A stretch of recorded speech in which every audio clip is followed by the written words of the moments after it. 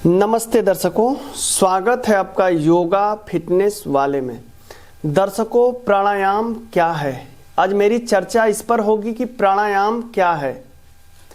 प्राणायाम योग का एक महत्वपूर्ण विधि है जिसमें कि विशेष श्वास पर श्वास की तकनीक को जाना जाता है।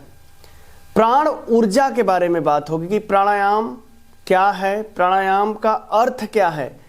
प्राण का अर्थ है श्वास और आयाम का अर्थ है नियंत्रण, यानी कि श्वास पर नियंत्रण ही प्राणायाम है। दर्शकों, प्राणायाम से हम दुनिया की ऐसी कोई बीमारी नहीं है जिसको हम खत्म नहीं कर सकते हैं। आप आसन से पूरी तरह नहीं खत्म कर सकते हैं। प्राणायाम से ऐसी कोई समाधान नहीं है, ऐसी कोई समस्या नहीं है जिसका हम समाधान नहीं कर सकते हैं। मन का नियंत्रण, जब हमारी श्वास पर नियंत्रण आएगा तो हमारे मन पर नियंत्रण आएगा, हमारे मन पर नियंत्रण आएगा तो हमारे विचारों पर नियंत्रण आएगा, हमारे विचारों पर आएगा तो हमारे शरीर पर नियंत्रण आएगा। यानी कि मेरे कहने का तात्पर्य यह है कि प्राणायाम का अभ्यास हर व्यक्ति को करना चाहिए। प्राण का अर्थ है श्वास और आयाम का अर्थ है नियंत्रण, यानी श्वास पर नियंत्रण ही प्राणायाम है। जो आप कभी महसूस किए होंगे कि आपके मन में अगर कोई ऐसी नेगेटिव चीजें चलती है तो अपने आप श्वास आपकी उथल फुथल होने लगती है, यानी तेज होने लगती है। जब हम श्वास नियंत्रण, और कभी आप ये महसूस किए कि सो के आप जागते हैं तो आपकी श्वास कितनी शांत रहती है, उसके बाद आपका मन भी शांत रहता है, शरीर भी शांत रहता है, आपको अच्छी फीलिंग आती है, पूरी तरह आप ऊर्जा से भरे रहते हैं। दर्शकों, प्राणायाम बहुत सारा है। कपालभाति, अनुलोम विलोम, भस्त्रिका, शीतली प्राणायाम, शीतकारी प्राणायाम, सूर्यभेदी, चंद्रभेदी, प्लावनी, मोर्छा, नाड़ी शोधन प्राणायाम, बहुत सारा प्राणायाम है, किसी को भी कर सकते हैं आप। सब अपनी जगह,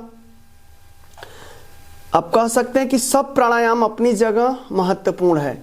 प्राणायाम के मुख्य 5 आयाम हैं, जिसमें कि पूरक, जो हम दोनों नासिका से श्वास भरते हैं उसको हम पूरक बोलते हैं। कुंभक, यानी कि जो हम श्वास को रोक लेते हैं। मान लीजिए हमने श्वास भरा और नाक को बंद कर लिया, या फिर ऐसे ही श्वास को रोक लिया, उसको हम कुंभक बोलते हैं। जो हम श्वास छोड़ते हैं उसको हम रेचक बोलते हैं। प्राणायाम के मुख्य 5 आयाम में मैं बात कर रहा हूं, पूरक, कुंभक और रेचक, जिसमें कि कुंभक में भी 2 कुंभक है। अंतः कुंभक, यानी कि श्वास भर के रोक लेना अंतः कुंभक, श्वास छोड़ के रोक लेना बाह्य कुंभक। केवल कुंभक भी उसमें आता है, जिसमें कि और कुछ है, जैसे स्वर विज्ञान है।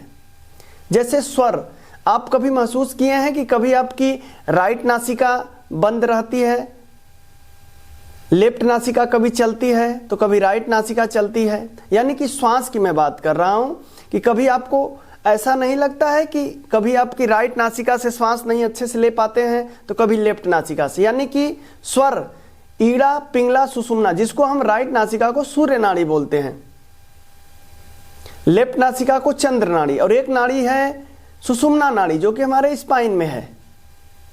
तो इसको नियंत्रण करना जरूरी है। मतलब जब अगर आप दोनों नासिका से बराबर श्वास लेंगे और दोनों नासिका से श्वास को छोड़ेंगे, तब आपके शरीर में और एनर्जी और ऊर्जा उत्पन्न होगा।